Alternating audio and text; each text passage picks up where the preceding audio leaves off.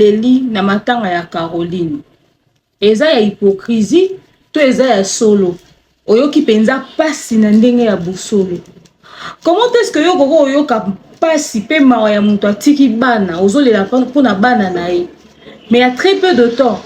Outi ko exposer vie ya bana ya mutu mususu na réseaux sociaux o ti lelo, o sengeli pardon te.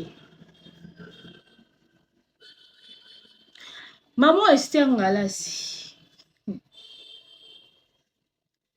Pona nini yo na humiliation bokomi aussi meilleur ami boy. Pona nini yo na soni bokomi ba porte makasi boy. Olinga osalisa tonton Jaco na kati émission wana ezayeni. Tout show yo lingo simbisi wana na place publique. Ezaleni. Po bimaganki. En fait, eloko yo lingo sala wana. So total image na yo. Na mambo osale correspondre te. Soit disant maman pasteur. Bonjour, bonsoir à tous, tout dépend de l'heure à laquelle vous allez suivre cette vidéo. Bienvenue dans ce moment d'échange et de partage.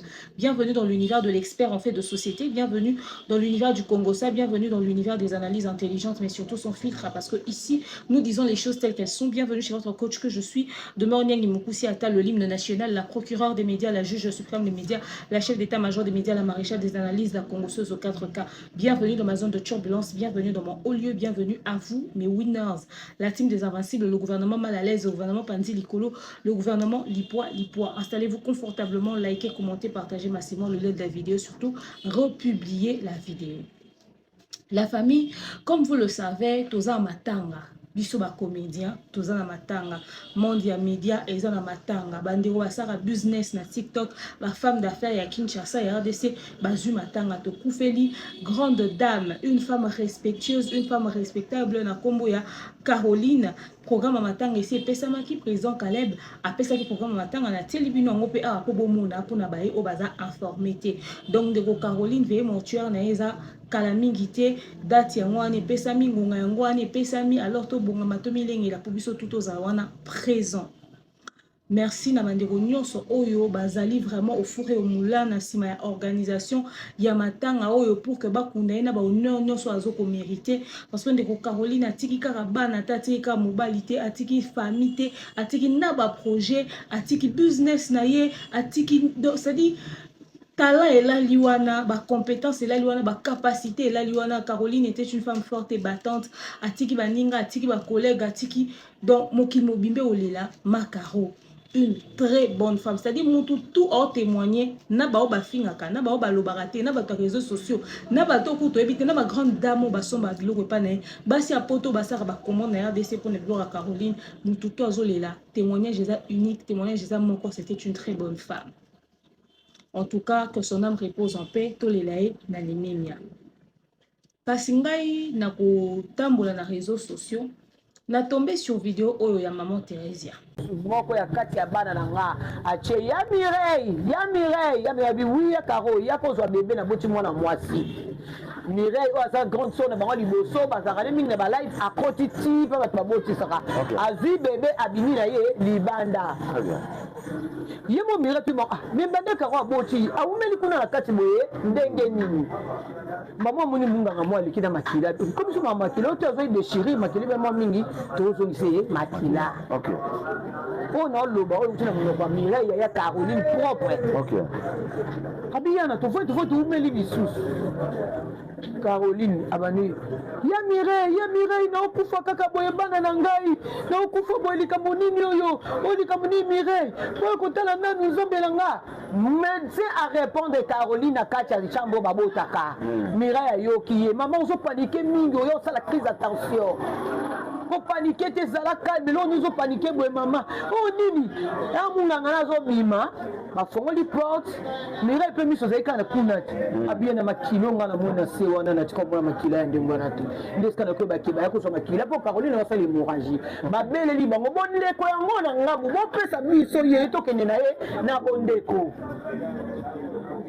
Ko putain na bondeko ka. Oui. eza tout près nayebi yango nini bino minganga ya lelo oyo mpenza nayebi te minganga ya lelo moto azosenye ndenge wana bocroise bozela makili esila akufa boke moto akufaki po mira alobi Caroline aganga okinia bitongo kaloka inie wana yana lobi o Caroline akufi po abandi koganga makasi siko oganga lisusu te wana soki moto aza te ekona basaka intervention bongo mokangi moto hôpital ya monene yango wana na ngambo na bino boyo hôpital bolekisaka bato to nini minganga mpe lelo misusu mpe mingi bayebi mpe nini kosonye bato te to ndenge nini kobungisa moto monene boye na kati ya video oyo Teresa orelatele biso ndenge bolandi comment est-ce que sœur ya Caroline a partagé na ye liwa ya Caroline lolenge komilaki lolenge yelaki hémorragie asaki na hôpital et tout ça mais également ba conditions ba circonstances ya décès. Avant de mettre les solos, il n'y a pas si tout mawa oh Thérèse a zo transmettre na ba émission to banana na likambu ya hémorragie. Bo bitangu ya na obeta les solos na oki somo na oki nzoto malili. Ndeko to senga nzamba pambola biso pour que to kene na hôpital ya bien pour na obota. Ata pour na se faire soigner. Oyebi c'est Dieu qui protège, c'est Dieu qui guérit. Hôpital les aura sans problème, tout sans souci à la rater. Ceux qui journaux et zaka journaux ça c'est pas faux. Mais ça ba hôpital oyo est précipité pe ba liwa ya batu. Na li solo ya Thérèse azoloba grande sœur ya Caroline azali banda ya salle d'accouchement Caroline azobota azobelela ye kozwa mwana na boti ye bakoti bapesi ye mwana. À l'instant on a yoki parti wana na sali pause. Na lobi ça va pas ou quoi? Hôpital nini eza munene babengi mutu azali banda aya ozwa mwana o auti kobota maya nouveau-né s'il vous plaît. Et bien infirmier ba fongoli porte ba pesi mutu wana mwana ezala lati ezala mwana lata kina noté peu importe. Nouveau-né ba pesa kaye na maboko boyité. Généralement ils akana moi ba pareil wana ba kota rabana moko le temps ba réchauffer na mwana ou bien c'est dit il y a un endroit forcément on va déposer l'enfant en attendant que va préparer maman ba pesa mwana bongoté et puis ce qui pesa que maman fatika la non kuna na salle d'accouchement ou na salle d'observation et que faut mwana kota déjà na chambre mususu mais mwana nouveau né azaka kaka na maman pembeni surtout son maman naza n'état consciente. Comment vous expliquez qu'une hôpital sérieuse est bimisi moi dans la maternité à nouveau-né à peine moins de 30 minutes à outil robot ma pessier na grande sœur ya Caroline. Et si ka bozo mona incompétence na légèreté à hôpital. Tant Caroline au sala ba sans pas libanda exercice ya marche et tout ça toza au sola mona ndeko na français no mwika pessier mbote sika zwami. Tout au cas moi parce que biso to yebi que enfin je ne sais pas si tous les hôpitaux sont comme ça. Par exemple dans la clinique Diamant na ba Mongala hôpitaux à Bangalier mais enfin bref hôpitaux de renom et ça que tu es allongé bâti au appareil où ils ont surveillé ba battement cardiaque na yo na mwana et Hollande la même ba ni na tension na yo et tout ça donc c'est très rare même que ba senga oza ya hotelema. Bako peso même ballon on a pour ça exercice et surtout ba peso ballon on a kaka à condition que basa la surpena pe était à col na pour ça exercice mususu ba pesa état mutu signo surtout azana na grossesse parce que état na état ezaka na ndenge nango e ba peso eloko mo ça exercice moko boy o ko perturber peut-être tension ko perturber peut-être nini est-ce que ezaki na ba pareil wana nyoso est-ce que bande ko landela na ebité to se poser que pena question wana mais si ko la partie oyo ndeko na biso appelez-li mutu azali banda boya kozwa nouveau-né et puis moi c'est dans la maternité zo ganga ti mutu azali banda zo yoka. Caroline sentait sa vie défiler, sentait sa vie partir. Elle voulait se rassurer que moi elle a entre les bonnes mains. Et toi aux en cas de maternité yo s'adresser quand on a ba médecin bas autour de toi. Et puis c'est même pas à toi de te décider sur qui est-ce qui va prendre l'enfant parce que l'hôpital est en train de s'en occuper. À l'instant, au bout, il y a des infirmiers qui prennent l'enfant. Ça veut dire que Tine, moi, Nana, Azena, Maboko, il y a grande sœur à Caroline, Tine, Bimi, la chambre à Keiboui. Ça veut dire que le médecin Bazaki n'a état de panique, Bazako maîtriser la situation dans les canacatités. et bazaki insuffisant au point où mutu mususu osimba mwana na azalaki te. Tindeko ya Caroline azwi mwana na maboko na boti mwana mwasi zwa mwana donc opesa na précision so peut-être mwana bunga te ba changer mwana te nayebi te noki somo ntango nayoki parti wana ya histoire bandeko na ngai nayoki somo ntango nayoki parti wana ya histoire c'est quel hôpital, c'est-à-dire à l'instant où ils ont dit ça j'ai compris déjà le niveau de l'incompétence de l'hôpital bapesa à nouveau ne boye te mwana kozwa ba microbe mwana kozwa l'infecté mwana kobela nouveau naza na fragilité uti obima ye azalaki libanda ye aza na maternité babimisi mwana ya nouveau ne déjà azwi mopepa libanda. Mais encore moi ça ça l'hémorragie makile ezosopana na se donc la dame l'a vu d'abord ngai nayebi que ba grands hôpitaux déjà neti na maternité baza na garde malade. C'est rare ba autoriser moto akota et dépendre en état de santé ya mwasi.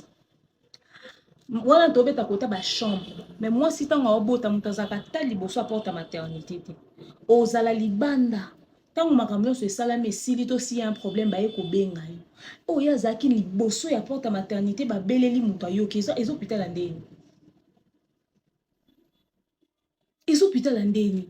Bandeko, toute prétention mise à part, nzamba pambola biso tozala na assez de moyens tobota na ba conditions ya bien.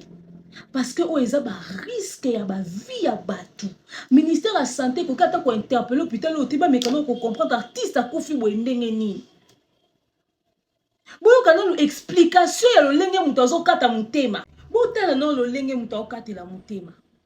Makila na se makila ezosopana. Si on a yazomona nde bakota na Sacha Makila bo. Pendant que Caroline va perdre Makila. D'abord Sacha Makila continue à retard pourquoi? Parce que Caroline apparemment bandoga ngabanda kala. Et tinde Sacha Makila zo le kandekona zomona. Et tout ce qui est en train de se passer, au fait, elle est en train de voir comment est-ce que voyez na Sacha Makila. Makila ne et sopani tina l'hôtel bana sœur ne ya nazo kufa bozo tala kaka boye bana na ngai ça veut dire elle a vu dans quel état elle était.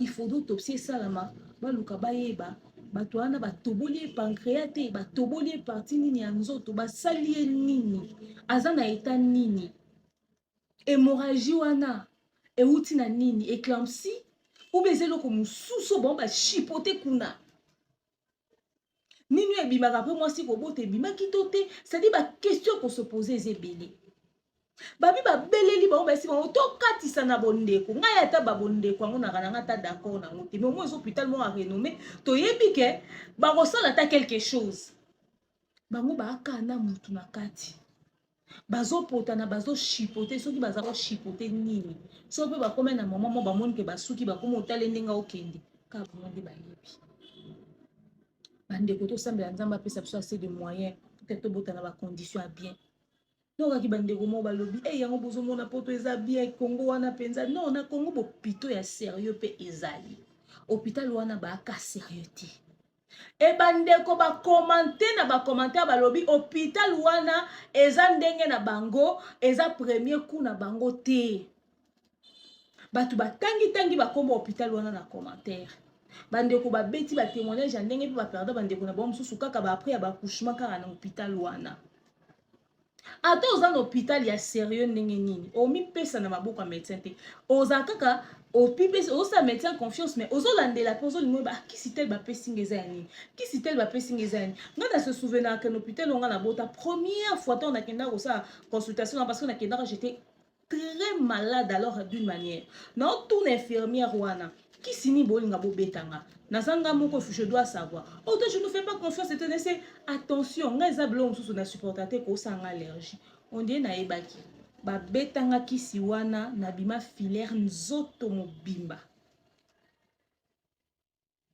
siko na assiette na ye namonaki nkombo ya kisi na bengi grand frère moko ya docteur nayebaki na bengi alo docteur oui nayese je suis à l'hôpital on m'a donné tel produit. Alors le produit n'est pas mal, peut-être que tu es juste allergique et tout. Médecin, non, on ne fait pas ça, on ne communique pas d'un traitement. S'il y a un souci, on va toujours suivre ça et tout. Alors comme on a ça allergie, on anti-allergie, on peut rapidement et tout et tout. Surtout que Nazaki Nazem donc qui vraiment ça a un impact sur moi. Donc, ceux qui posent qu'un hôpital, à tous un hôpital, il y a sérieux. Il faut zala kaka éveiller d'une quelconque manière. Oh, Caroline, amoni kuna ye moko ayebi. Et na panique ya komona makambozo lega et ça peut-être tension yango provoquer liwa ememi. Bandeko bopito bozomona, n'allez pas accoucher n'importe comment. Cherchez à accoucher dans des conditions. Yango bozomona grossesse c'est pas préparer. Accouchement va préparer. Oh peut-être ici ka gratuité ou bien peut-être ici ka hôpital moko boye babotsa na bango bien et tout. Na kala ba maman to ebité nzamba salaka bango grâce moko boye babota na bopito ba ozala na suivi moko songolo pakala te. Ngai jour na obota nga na passe obota. Voisine mwasi moko aye na tongo kobota na 8h mais nga nazaki na douleur nga na kuyaki banda 22h na ye na moni batieke na à côté donc en face de moi, c'est-à-dire c'était ma voisine de chambre na kata chambre na kata urgence siko ye tango aboti tango akomi awumeli ta boti mbala mo akomi to pe na problème respiratoire ba tiele bombo nta vraiment fona mona batia oxygène ni amnene wana etelemaka wana. Imaginez vous na passe obota na mutu na ngani elekaki biso zo tozaki na urgence bazolandela nga baolandela ye et tout pour nga na bandosa hipo. Alors il fallait qu'il balandela nga ipe batala kuna ngana ba pareil na nga na nzoto na basinge belé leki nga ye ngo so nduba ki aboti akomi na niveau ne loko ndengeni bazolandela, c'est-à-dire accouchement ezaka na ba réalité ebelé. Il faut que bota esika o ebi que suivi médical et ozala bien. Ata ba ozala na ba pareil nyo sote mais ba ozala na ba tactique ya bien pour na ko secourir yo en cas de problème. Eza ba médecin musu ba na ba matériel nyo sote mais ba traiter par expérience. Ayebi déjà comment s'y prendre au fait. Tozomi tout na docteur wana o abotisa ki wana. Aza docteur moko expérimenté, aza nouveau, aza vraiment ba docteur ba botsa penza basi to eza ndenge, c'est-à-dire ba question comme ko zala poser et belé. Et ça linga pasi mingi surtout quand on a kika ba pesa ki nouveau né na mutu aza libanda na comprendre moment incompétence à hôpital na lobby à hôpital wana bazaki malamu te bazaki compétente basali musala malamu te bota ndenge ndeko Caroline atiki biso pour vous dire que liwe pona kangonga te liwe pona kesika te liwe pona ndenga koyela te to banga kaka nzambe to zala kaka na ne loko wana ba to zala kaka prudent au fait. Parce que ce n'est pas l'argent qui manquait à Caroline aussi, il faut qu'on se le dise. Caroline a un business, a un mobile. Et puis, elle a une relation. Je ne vois pas Caroline a eu problème à l'hôpital. Bon, ils ont l'hôpital. Non. Attends, ma collègue va contribuer. Ce n'est pas l'argent qui manquait. Mais peut-être que recommander à l'hôpital, elle a fait un témoignage, bien. Ou peut-être qu'elle a découvert que l'hôpital, moi, si tout n'a qu'à. On a un camarade nanga mesa na bota libanda mboka cette fois elle a accouché ici avant tout na hôpital nga na recommander ici na bota na recommander pour l'hôpital mususu mais ba pesa ke recommandation mususu apesa nga pe témoignage hôpital singa non balandeli nga bien ezaki bien tout s'est bien passé et tout donc ça fait une liste d'hôpital en plus oyo na coach na répertoire nanga ke ah ouais tiens kuna pesa bien et tout c'est-à-dire accouchement ezaka na ba réalité belé il faut kaka toluka hôpital oyo ebi que tant ozo kende bazan ba matériel ba na réputation à bien et puis suivi na bango eza bien mais le lengo hôpital le saleli makambu et puis tant bazo expliquer ici ka hôpital ngo ezaleli bazo ba pesa na hôpital munene makati c'est vrai que hôpital so eza na munene té mais ba soigner bien mais réputation hôpital na sotani na ba commentaire na mituni makara comme kuna ndenge nini yango nzamba pesa suka sagesse nzamba pesa suka ba orientation to ko lo ba auto lingi peut-être ezaki ngonga na ye ezali mama ya basi aboti na yesusu mwana na yesusu ya mwasi oyo bande ko envisager pour na bana ne ekokisama te ekokisama na vie ya bana ne mais plutôt sans que y azala donc voilà oyo bande ko envisager pour na bana ne ekokisama sans que y azala.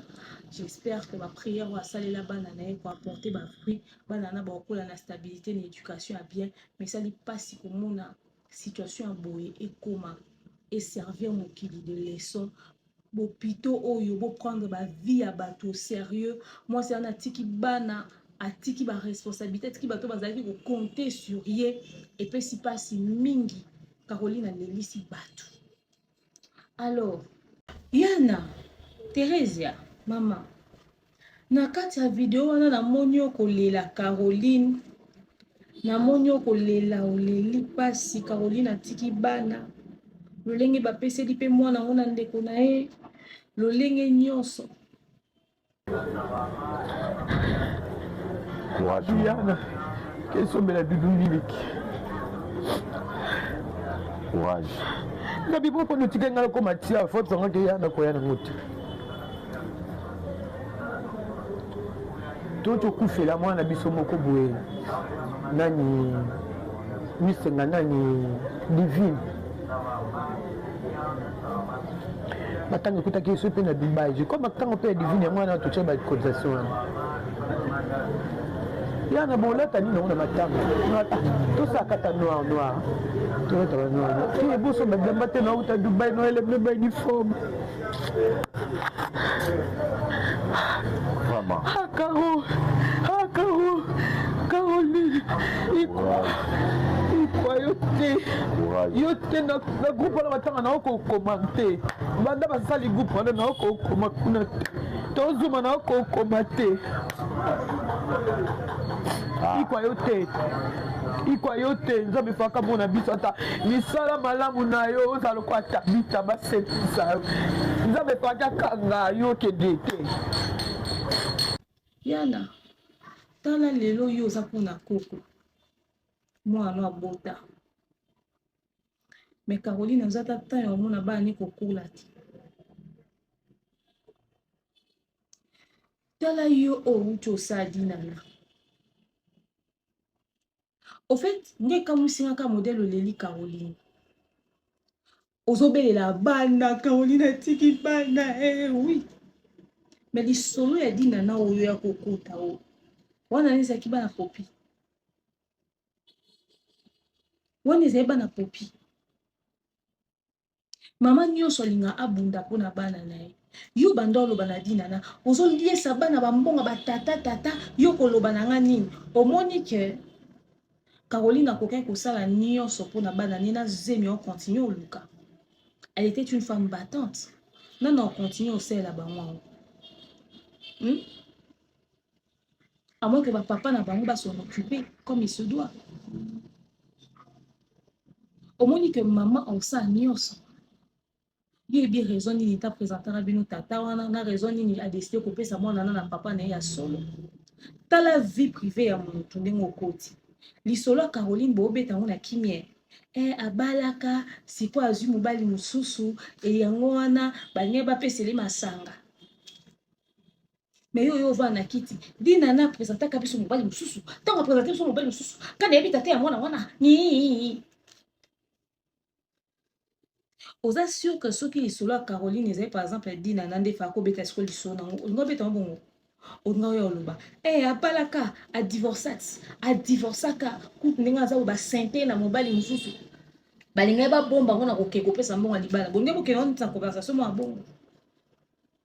C'est-à-dire on prend une dame qui est décédée qui a laissé des enfants, on prend une autre dame qui est en vie qui a des enfants ou ko vilipande moi si oyo. C'était avant que Caroline ne décède, c'est vrai. Maintenant la lolengo vilipanda qui dit nana. Awa mais ko crucifier yote parce que mawana yo est sincère pour la Caroline pour na ndenge yo ozalaki na Caroline na lolenge bozalaki proche mais ça veut pas dire que parce que oza proche te na mutu to parce que boza na ba antécédent to parce que boza na conflit ndoko kwa ko toucher ba sensibilité à ba vie à bato. Regarde comment est-ce que la vie ne tient qu'à un fil. Beline ne l'était pas barisé à Zoloba. Yé à solo lina Caroline vendredi. Caroline a couffé samedi. Tel un niveau à choc aux anango. Imaginez-vous sœur na o ayoka ki ko belele. Ya ko zo mwana na boti mwana mwasi. Imaginez choc siko ya wana.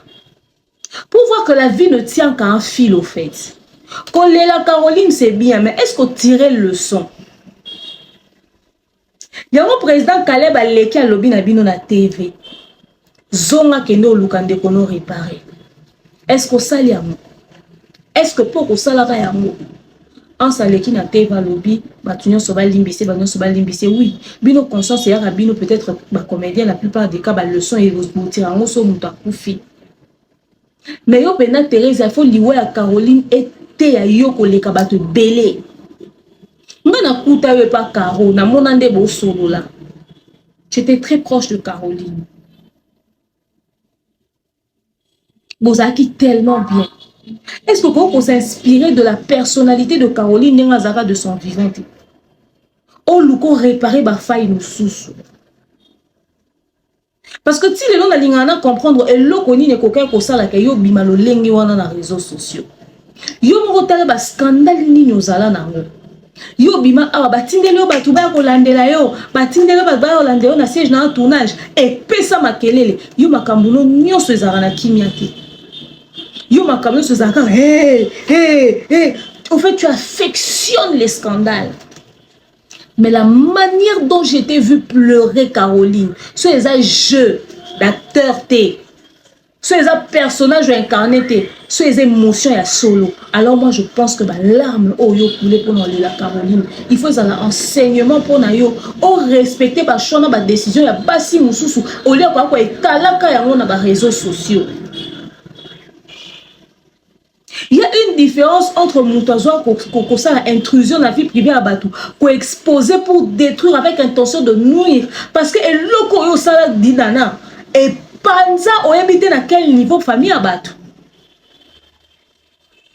Nabana oba koli lo lenyo lo moni bana karo ba o monango peut-être jusque là et alors de manière un peu floue. Peut-être que moi mon colonda aux en a idée mais les solo ba bête la bango. Mais moi, bana dit nana ba mikolo ba moni na réseaux sociaux ba simba téléphone. Bana agi comprendre ma kambu. Et osaka na système wana trop. Ya ozana monopole ya makambo abatu. Tande ngoyo betali solo ya liwa ya Caroline nde ba betelio nde po ye na réseaux sociaux. Tu aimes ça ramener les histoires. L'histoire Caroline c'était important. So beteli biso lisolo anate so yebisa biso te to ngete ba conseil européen ça ba tout sur la maternité lolenga au hôpital na kopona ba hôpitaux oui au joueur ba rôle édifier abatu pour na nini ba sortie médiatique na ko ki peut ko édifier ba tout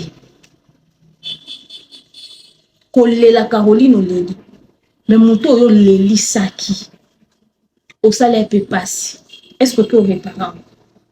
Il faut que tu répares ça.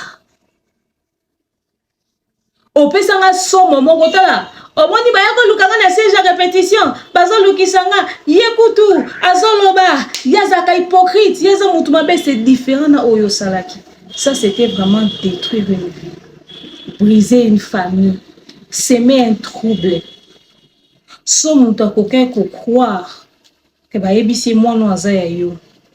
À se contenter nango pa ebike na kotaka na nzoto ya mwasi wana à cause de la sortie médiatique na odu te koti ako boya reconnaître moi bo yeba lisusu lisola Diana Makila abeta lisolo ka ya muninga moko pe ya théâtre so pa memaka sango soki nini papa ya mwana na ya boya ko reconnaître moi likola ba biloko oyo Diana Makila kufa na ba blessure intérieure ya makambo belé les kana nuila ba comédien boye ba lisolo wana mais yo sala mona dina imagine toi que tata on a tata ya mwana ya solo boye pour reconnaître moi to ba faire passer mwana na niveau ya que mwana faut ça test ADN tu sais qu'est-ce que c'est comme qu'est-ce que ça sera comme traumatisme na mwana ko mona ke ba on dit maté que asa mwana ya tata wana ba imposer maman na monka sala test ADN. Etalioté. Tika batu ba douter. Tika batu ba douter. Etalioté kotalaka yo jamais. Le tout c'est pas de pleurer, de chialer. C'est de savoir tirer des leçons. Est-ce que vous tirez leçon? Binonyo soba comédien, est-ce que vous tirez leçon? Oh, on sous kuna zanga likambu te yo wana pas enchaîner kaka bémission. mais soki bato baye kosalela ye émission baye kosalela ye analyse ekomi botala santé na ye azobela bomoni botika ye kaka ye alobaka kaka kangama na motema te baleki na basi bauti oswana wa mibale bafingani mibali na bango babala okuna bia bali koko ye kuna lobo bali mobali aza elongi mabe aleki longo émission te poani nombre bémission oyo asalaka sur bavie ya bato asaleli yango bémission te pourquoi okuna ajouaka soki mpe marraine soki témoin na libala ya moninga mais bango wana baye kondongwana na réseaux sociaux ekiteki ye roni ajoue na kati na bango ye roni ajoue na kati na bango bomoni Thérèse ya kovandela ngo kosala ngo bémission ndenge asalaka mamba bato mosusu 2 poids 2 mesures so eza mamba bato mosusu boyaka botie bagriffe na baorgane ya bino moko ekweli bino awa bosala neti bomona te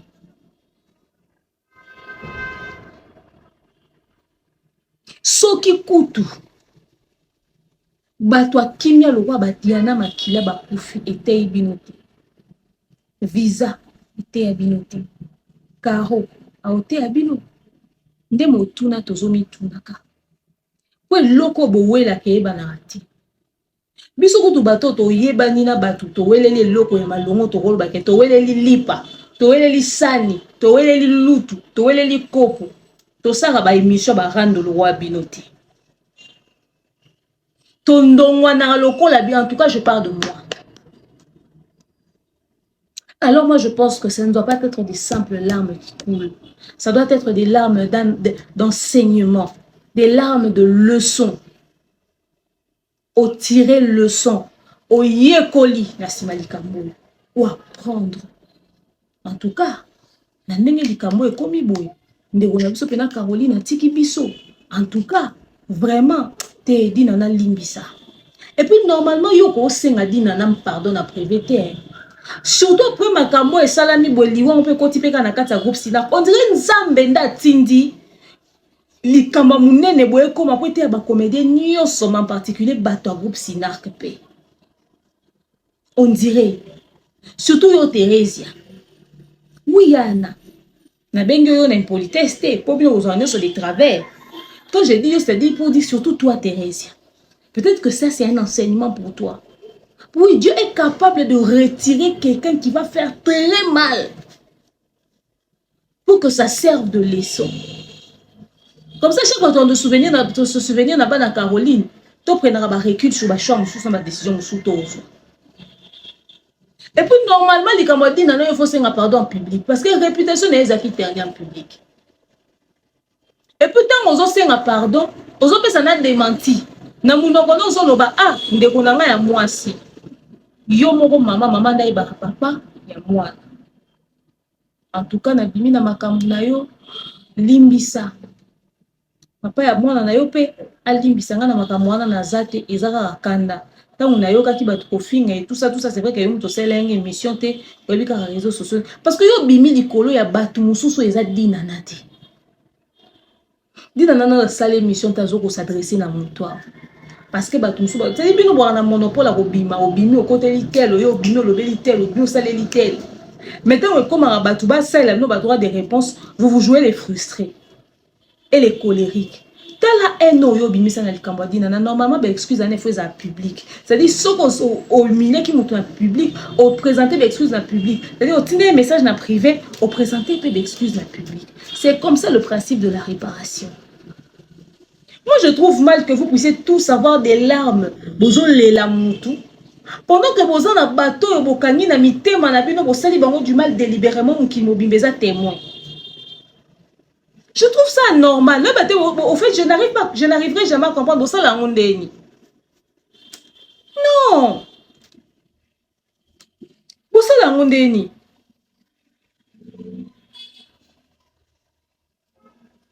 Toza matanga. Non, bakisa mingi te. Mais non, lobaka ratu.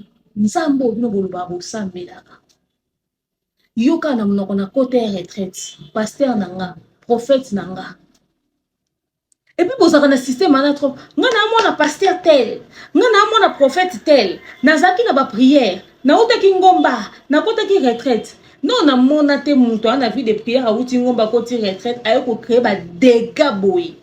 Même la Bible le dit, malheur à celui par qui le scandale arrive.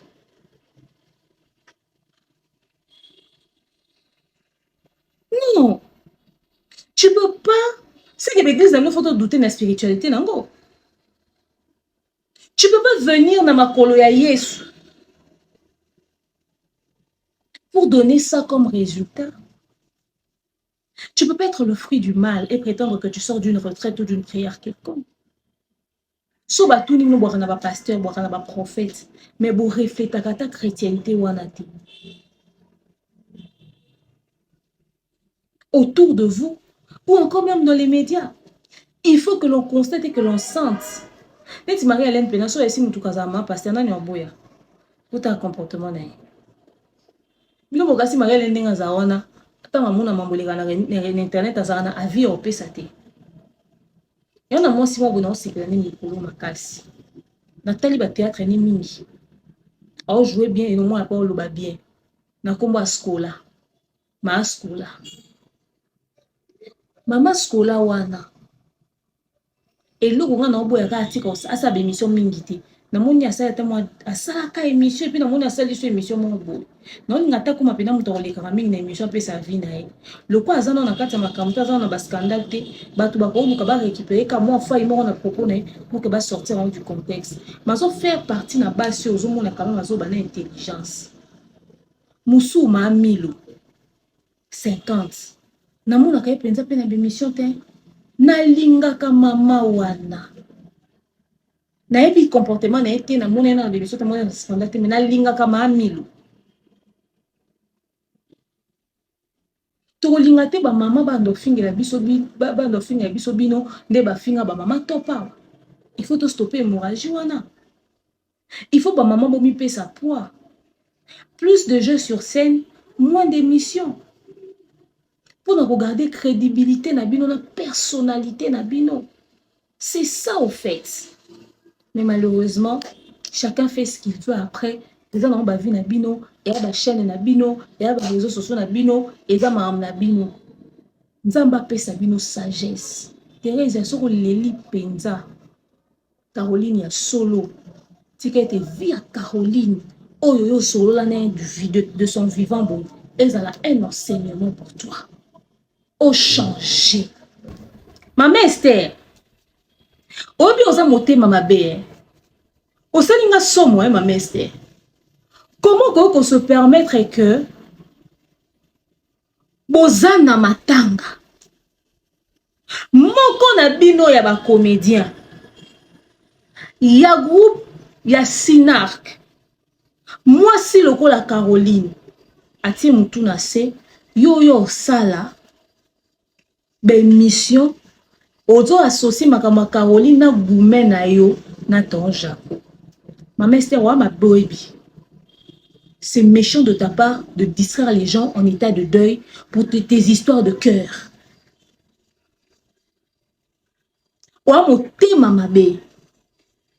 Après, c'est pour venir dire que les gens s'attaquent à vous gratuitement. Après, parce que quand tu fais des sorties médiatiques, tu t'attends à quoi comme résultat? Bandeko, où ils ont locaté? Maman Esther. Oui, il a eu la grâce de m'emmener chez son papa, mon beau papa. C'était un beau papa, il est comique, il est comme Jaco. Et aussi la famille, j'ai vu la famille juste après, sa belle-sœur était décédée. Maman Jolie Poutela, j'ai vu Eric Poutela, j'ai vu la maman, elle est comme moi. J'ai oublié les noms. On est allé la voir à Mbinza. Et donc voilà. Oui, à même la famille en avait mais. Et oui, là je suis partie après nos 3 mois. Oui, après nos 3 mois. Oh ouais. comme j'ai dit que c'est personnel, je vais pas aller là-bas. Non, c'est personnel. Moi, tu vois, je ne suis pas je ne viendrai pas pour ces trucs-là, les ketchou. Si Dieu si Dieu me fait grâce et qu'il m'autorise d'en parler, j'en parlerai, mais pas, c'est pas intéressant. Ça te fait comment? Tout le monde est premier, il va arriver à les cas. Après, je me suis dit, tout le monde va confier à ma concert. Et Chila. Humiliation. Oui, non, je m'attendais pas à ça. Comme j'ai dit que c'était vraiment personnel, donc c'est vraiment personnel. Ce sont des choses qui m'ont dérangé personnellement. Et cette humiliation, courage, ouais, ce n'était pas bien. Mais la vérité est au fond du cœur. Non, on parle de foi. T'es bolingo et jate.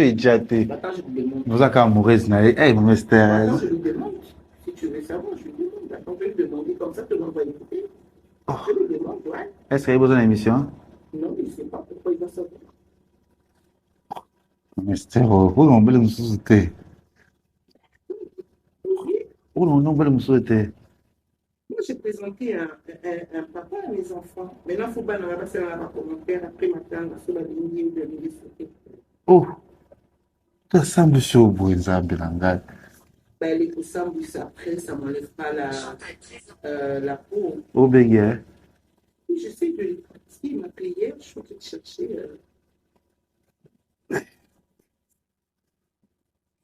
Ça, ici n'a pas le droit de mon pardon, tu me dis. Iona, tu vas parler.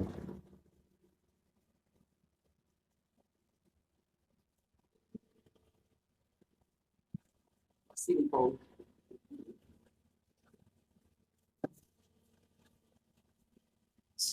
Allô? Comment vas-tu? Tu m'aimes toujours ou tu m'aimes plus?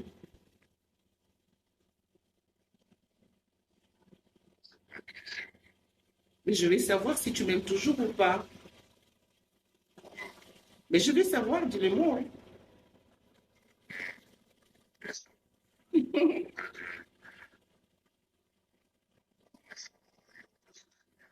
Tu m'aimes toujours? Aucun souci, je parle français. Tu m'aimes toujours ou pas? Ah, attends, tu es avec quelqu'un ou bien tu ne sais pas me dire je t'aime?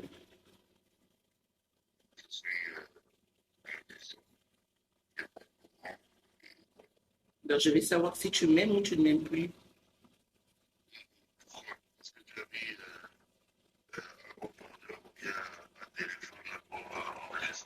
Je suis en pleine émission, si tu veux savoir. Carrément. Alors, le monde veut savoir si tu m'aimes. Oui, je te pose cette question. Je vais savoir si tu m'aimes ou tu ne m'aimes plus. Comme ça, le monde le saura aujourd'hui. Donc, tu ne m'aimes plus. D'accord, c'est ça? Tu es accompagné, Darling. Il ne m'aime plus. Non, mais mon sous, ça va, Nanio. T'as vu? Tu vois, quand je suis très amoureuse. Mais comment on va mon sous? Non, le locataire va pas nous faire rien. Eh, mais c'est aux autres là ou quoi? Non, c'est pas le contour là. Je suis C'est responsable. un mosquito, quoi. Non, c'est pas le contour là. Tu vois, je voulais seulement te faire savoir que moi, je suis prêt. Ya boui.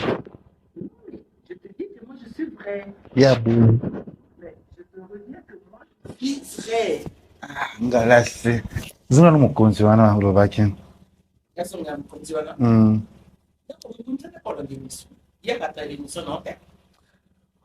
Bato basaka na facilité, monopole ya koloba.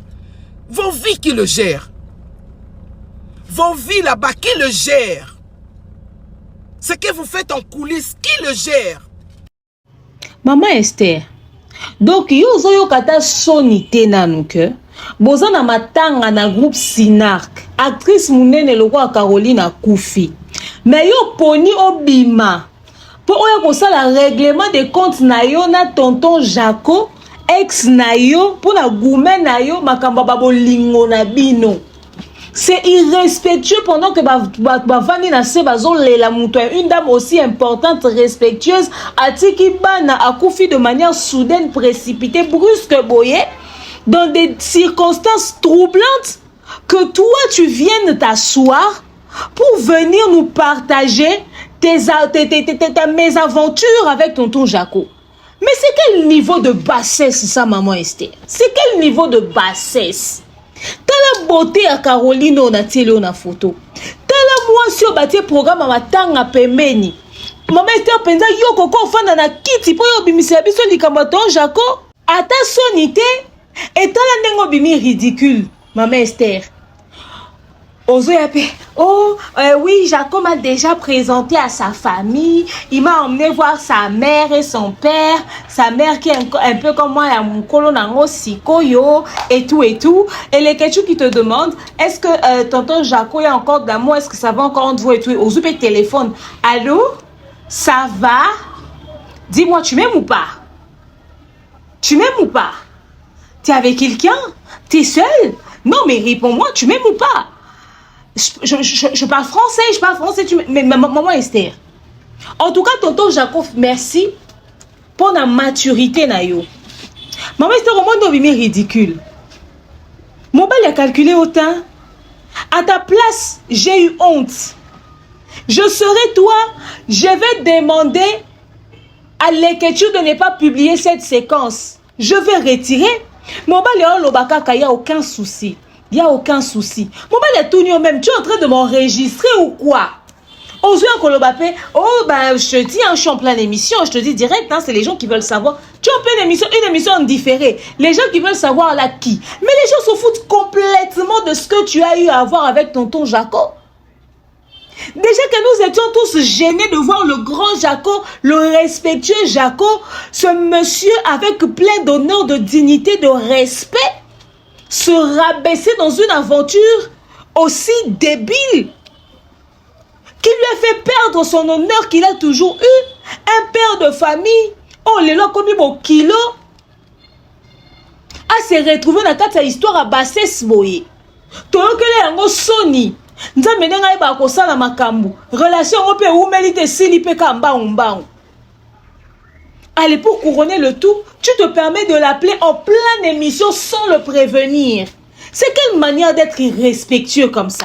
Eh, maman Esther. Et ça va légèreté mon koboyo aux alakanango. Après, ça se dit maman pasteur. Après, et tout ça, pourquoi comme ça, tolière à la mitou na bino. Quand ta vie là est discrète, quand on ne sait rien de ta vie, qui va venir parler de ta vie? C'est que vous faites dans le secret là-bas. Qui en parle? Qui se mêle de vos vies? Tu ne peux pas te mêler d'une vie que tu ne connais pas. Une affaire qui devient publique, ça appartient à tout le monde. Les gens se mêlent de tes bêtises parce que tu les étales sur les réseaux sociaux. Hein? Toto Jaco, comment on a nini? Toto Jaco, comment on a nini, maman Esther? Maman a dit qu'elle est mamélée à Zong ici. Oh, nous sommes sur les réseaux sociaux et Sili. Maman Esther, attends par respect pour toi, pour ton honneur et ta dignité. Yo cause au téléphone, on tombe au benga Jaco en pleine émission. Oh, ça l'a tout ni ça, tu m'aimes ou pas? Olinga ko forcer à l'Obama Kambu. Et puis un homme aussi, un grand homme comme Jaco l'appelait comme ça en direct. Imagine-toi qu'il avait dit quelque chose de déplacé. Qu'il avait dit quelque chose qui ne... C'est-à-dire, un bêtier le romoroboé. Tu as une idée de l'impact que cela peut avoir sur son image? Ce monsieur qui a toujours été respecté, honoré de tous. Hein? Osan a une idée, ne l'okoyo ça a la réputation de tonton Jaco. Déjà, il s'est humilié, il s'est rabaissé en se mettant en couple avec toi. Oui, j'appelle ça se rabaisser. Tu l'as étalé sur les réseaux sociaux. La prophétie, Dieu m'a dit. Ça a été déjà une pilule amère, difficile à avaler. C'était très compliqué qui sort de cette histoire. Mais tu veux encore le faire réchuter. Tu veux qu'il vienne récidiver. Yango tire que likasa na salo lema pour que soko tomboli téléphone ou bengi a paniquer. Aïe yamba yo susumuka. Hein? Ezaki appelle l'esprit moko derrière casa sous envoûtement à l'oba n'importe quoi. eza likamuni kwa ko piéger tata ya batu ya munene boye ba tonton Jacob Omio kelaka mawato kotia wa ndenge nini. Maman Esther, si toi tu te respectes pas, si toi tu n'as pas de limites, mais respecte au moins l'espace de l'autre. Aza ex na yo, ba ex na son okara boye.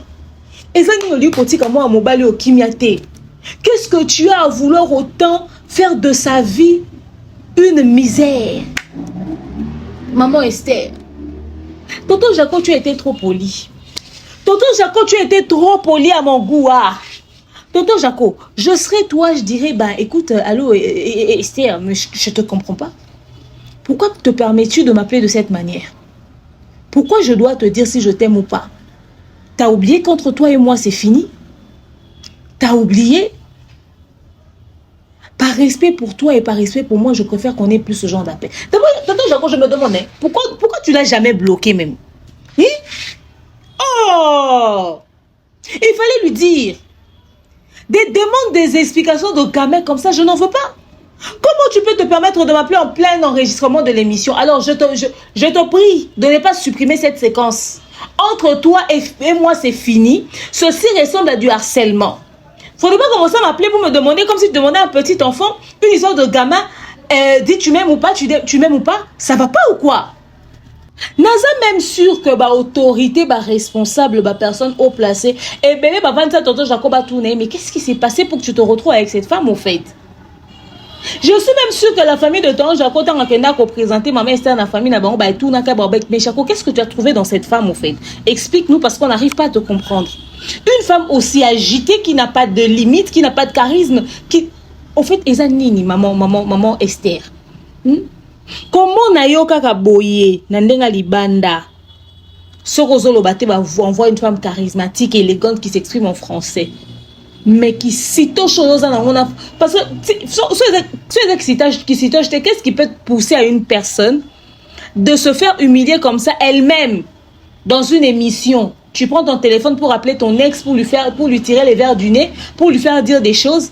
Et voilà comment est-ce que ça te ridiculise. Et tu n'as même pas la décence de demander à ton journaliste de ne pas poster cette séquence-là. Maman Esther. Et en plus de ça, dans tout ça, on a deuil. Hein? Là où même ça m'énerve, c'est qu'il y a deuil d'une dame respectueuse. Tu ne peux pas garder ton attitude de deuil.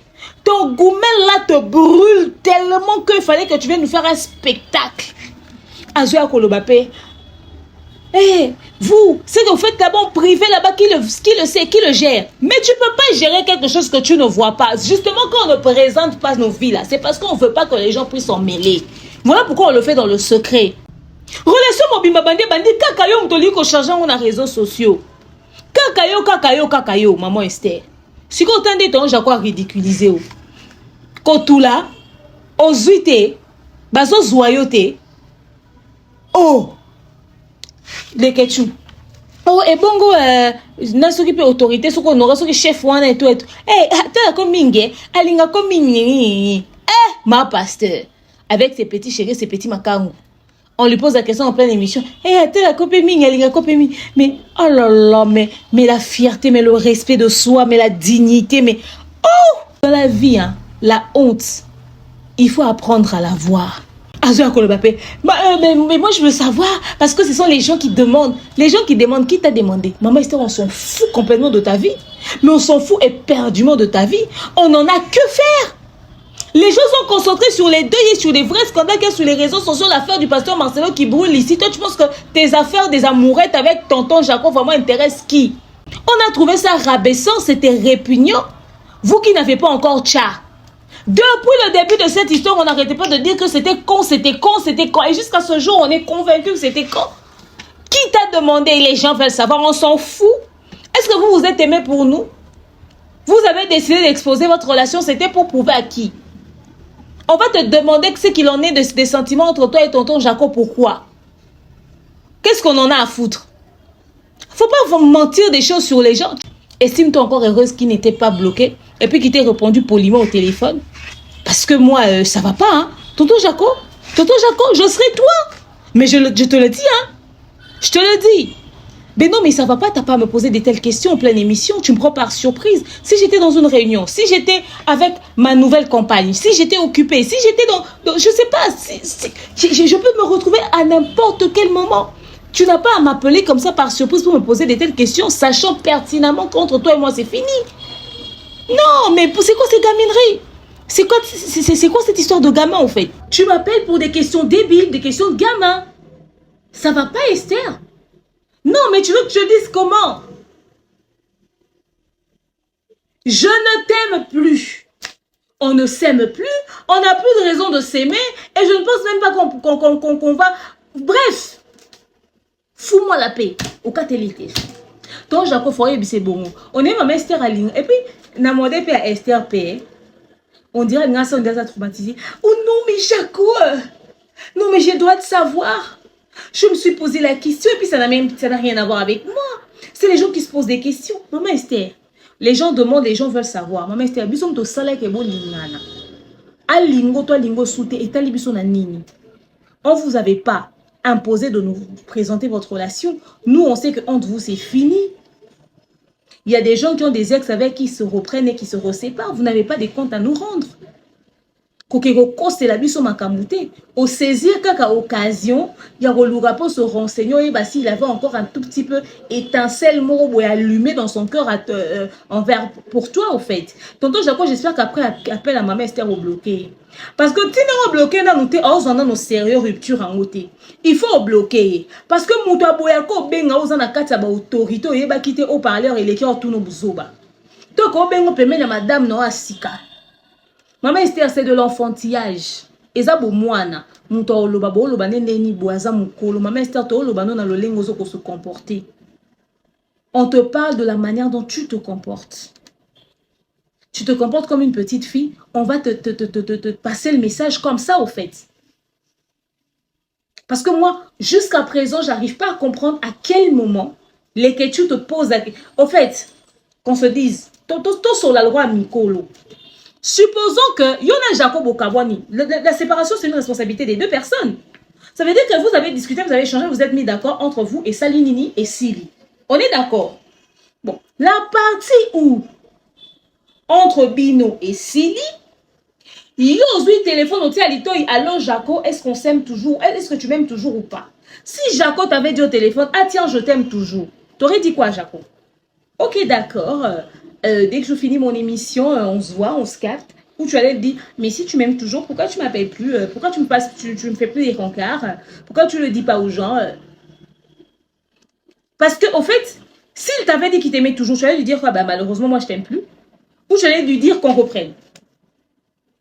Avant même d'appeler Jaco, toi, d'abord, tu dois savoir définir ce que tu ressens à son égard. Tu ressens quoi pour Jaco? Tu es toujours in love de lui? Tu es toujours amoureuse de lui? Tu es toujours folle dingue de lui? La question ne se pose même pas. Est-ce que tu l'aimes toujours ou pas? C'est la question auquel tu dois répondre. Tu n'as pas besoin d'appeler Jacob pour vérifier si lui t'aime toujours ou pas. Si toi, tu connais ta position par rapport à tout ce que tu as vécu avec lui. Ou, au fait, on est en train de parler à une petite fille. Je vois mal, vous avez décidé de rompre, vous avez fini, et toi aussi, tu fais ta vie et tout, tranquille. Mais tu dois vérifier chez ton ex si t'aimes toujours ou pas. C'est quelle gaminerie ça? Et puis, les que tu te dis, tiens, Zonga Nao, Nani, Botswana, Botswana, oui, Kalanda Kayo, Aratakate émission dans mon côté. Ma pasteur, Ozakana ba copain, ba makangu, ba chéri. Ah, mais Esther. Après, bah, maman pasteur, maman pasteur, maman pasteur, maman pasteur, maman pasteur. Regardez votre maman pasteur.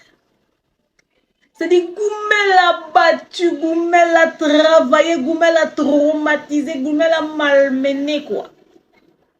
Bouta ma pasteur, mais Esther Ngalassi, elle pasteur. Donc, Jaco, merci parce que c'est dans ma futilité ou en athée. Donc, Jaco, on a ma responsabilité, on a notre autorité, on a notre autorité. Et même si demain, puisque il y a deux personnes adultes, qui beaucoup réfléchir, décider, se remettre ensemble, je ne sais pas par quel mécanisme, mais même si ça devrait arriver, tonton Jaco, la seule chose à retenir ou à faire avec Esther, c'est que si vous décidez de vous remettre ensemble, de ne pas médiatiser votre relation. On va vous voir, on va voir vos photos, mais il n'y a pas à venir faire du boucan sur la toile. Si elle veut faire les vlogs, qu'elle fasse les vlogs sur sa vie. Ne t'associe pas à cette gaminerie-là. Parce que c'est toxique de s'afficher autant sur les réseaux sociaux, ça rend dépendant. Et quand tu as une carrière, tu as de la notoriété, tu as une personne adulte, tu es un père, tu es un grand-père, tonton Jaco, il y a des choses qu'on ne fait pas. Il y a des gens qui te voient pas comme n'importe qui. Tu es un mentor pour plusieurs. Alors venir te rabaisser à cette foutaise-là, c'est répugnant. On était gênés à ta place, tonton Jaco, quand on voyait cette stupidité se passer sur la toile. On se demandait, mais on ne reconnaît pas le grand tonton Jaco. Dieu a fait, et Salaminde et Salamaki. Alors récidiver, encore, récidiver, ce serait un suicide au fait, tonton Jaco. Carrément un suicide. Carrément un suicide. Il n'y a pas à venir prouver aux gens si tu l'aimes toujours ou pas. Les sentiments que vous ressentez l'un pour l'autre, vous n'avez pas des comptes à rendre au public. C'est entre vous, les décisions que vous prenez sur la suite de votre vie, c'est entre vous. Ça doit se passer en secret, dans le privé, au fait. Excusez-moi d'être aussi dur. Il y a certaines choses, il y a de ces personnes qui ne réalisent pas l'impact de leur délire sur les réseaux sociaux. Ça décrédibilise certaines personnes. Tonton Jacob a risqué de l'ongler les siko bachara. Est-ce que les siko que tenenga zana ba obenge na SB ba obenge badina na ba obenge na maboke na bango kutu ana ba buzz et sa visibilité pour la ba film. Mais tonton Jacob, ça ne c'est pas ce délire là. C'est pas ce délire là. C'est pas ce délire là. Maman Esther kola ko. Pour lui so kola na 50 ans. Vraiment, il faut que tu phrase à 50 ans. Non, maman Esther. Que chacun se... Maman Esther, plus tu gardes ta vie privée, plus personne s'en mêle. Tu l'étales, on s'en mêle. Une affaire devenue publique ne t'appartient plus. Ça appartient à tout le monde. Tout le monde a le droit d'émettre son avis. Maman Esther, au fait, et soupir. Ça t'assopa, maman. Ça t'assopa. C'était tellement gênant. J'ai eu honte à chaque seconde quand tonton Jacob parlait. À ta place, je me suis demandé, mais tu avais le cœur de ne pas supprimer ça, de ne pas demander à l'écriture d'interrompre l'émission. Oh là là, mais quelle honte! C'est-à-dire, le monsieur n'a même pas dit je t'aime, n'a même pas dit je t'aime bien. Ça dit, il n'y a aucun souci. Il n'y a aucun... Eh, Zambé Batiléja. Zambé Batiléja. Non, que Dieu sonne, ma mestre. O galo, que chega de ver esse é sonho, esse sopio. O cancel, mas tu boy c'est que Jaco, tu boy le bas, oh vous aimez encore, Jaco sont restés à Ngakaka. D'ailleurs, plus ça se passe comme ça, plus on a l'impression que c'est toxique, c'est dangereux pour ton Jaco. Il doit sortir de là.